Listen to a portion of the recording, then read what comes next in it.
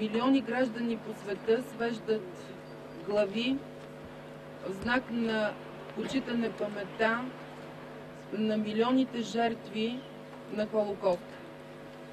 За България 10 март е нашия ден на преклонение пред жертвите, които бяха дадени в този човекоубиещ режим. Разбира се, не можем да отминем в този ден онези 11 343 жертви, които са изпратени в концлагерите на смъртта. Народа спаси евреите от територията на България. Спаси ги по начин, по който нито една друга европейска страна или европейски народ не е направил.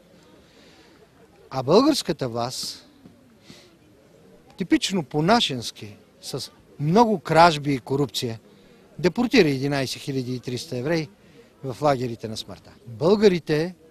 Българският народ няма вина за депортацията на евреите от Тракия, Македония и Пирот. Вината е на българската администрация и тогавашното правителство. Трябва да подчертаем, че и местното население в Тракия, Македония и Пирот е било пасивно по отношение на депортиране на българските евреи, за разлика от българите.